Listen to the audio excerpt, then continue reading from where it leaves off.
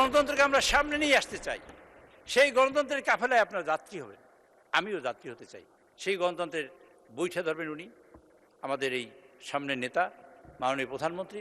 আমরা সবাই যে দাঁড়াই সেই গণতন্ত্রের তরিতে নিয়ে যাব, শেষ কাজে নিয়ে যাব। এটা আমি চাই, আমি আপনাদের কাছে প্রত্যাশা করি। মাননীয় স্পিকার, মাননীয় মাননীয় চিফ হুইপ, আপনারও কি সময় লাগবে? আচ্ছা, 3 মিনিটের মধ্যে শেষ করে ফেলেন, আমরা আরেকজন বক্তার বক্তব্য শুনবো। 3 মিনিটস প্লিজ। আপনি তো এমনি সময় আছে, এরপর তো নামাজে আজান দিবে, কাজে না, তারপরে আমরা নামাজ আমরা একটা বিশেষ শেষ করবো, এর আগে আরেকজনকে যাব আমরা। Please 3 minute. আমি কথা শেষ করি নাকি কথা? আচ্ছা যান, তাহলে 5 মিনিট দিলাম, 5 মিনিট দেন ওনাকে প্লিজ, 5 মিনিটস। আচ্ছা মাননীয় স্পিকার, মাননীয় নেতা বলেছেন বাংলাদেশে কোনো সংখ্যালঘু নাই। আমাদের কি কোনো সংখ্যালঘু আছে আদৌ? মাননীয় নেতা কেন বলেছেন এই বিষয়টা আমরা অনুধাবন করবো। অর্থাৎ আমাদের রিফট ক্লিভেজ, আমাদের বিভাজনটাকে কমিয়ে আনার চেষ্টা করেছেন। আমরা বিভাজনটাকে কমিয়ে এনে ঐক্যবদ্ধ হব। আজকে মাননীয় স্পিকার, আজকে সংখ্যালঘু যারা আমরা একই কাফেলায় আছি। আমাদের এইখানে নেতা আপনারা জানেন, ইমাম মুয়াজ্জিম সহ সকল ধর্মীয় উপাসনালয়দের পুরোহিতগণদের, প্রধানগণদের সম্মানিত করেছেন অর্থ দিয়ে, সরকারি অর্থ দিয়ে, এই প্রথমবারের মতো। মাননীয় স্পিকার, আমরা ঐক্যবদ্ধ হয়েছি কোনো এক সময়। আমি তো সময়ের দিকে তাকাই নাই, আমি না তাকাই থেকে বলছি। আমি না তাকাই যতক্ষণ পারি চেষ্টা করব। মাননীয় স্পিকার, আমরা কেউ প্লট নেব না, এই সিদ্ধান্ত নিলাম। এই সিদ্ধান্তটা কার জন্য নিচ্ছি?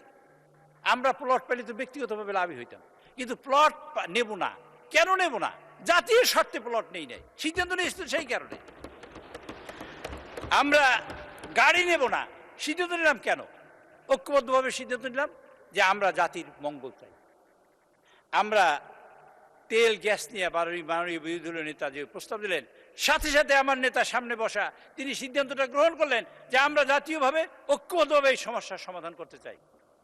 মাননীয় স্পিকার, এই ইম্প্যাক্টটা আপনারা যে বলতে চাই, আমরা যখন ভালো কথা বলবো সবাই ঐক্যবদ্ধ হবো, ইম্প্যাক্ট হবে এরকমের যে দেখুন, যে একটা হাহাকার হইচই ছিল তেল নিয়ে, দেখেন আমরা সবাই একত্রিত হয়েছি, শুধু একটি মাত্র নিউজ আমরা একত্রিত হয়েছি, বাইরে হাহাকার কমে গেছে।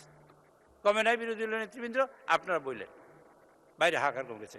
আমাদের যদি ঐক্যবদ্ধ না হয়, আমরা বললাম এইটা করেন ওইটা করেন, আমি তো অনেক কাগজপত্র নিয়ে এসেছি, নেই জুলাই সনদে আমি কথা বলতে পারি, এখানে আছে, আমি বলতে চাই না, এটা বলতে চাই না। আমরা শুনলেন সনদে, আচ্ছা সনদ আমার কাগজে লেখা থাকবে, কাগজে আমার সনদ আছে, আমি যে ভাত না খেয়ে আছি তার কি হবে?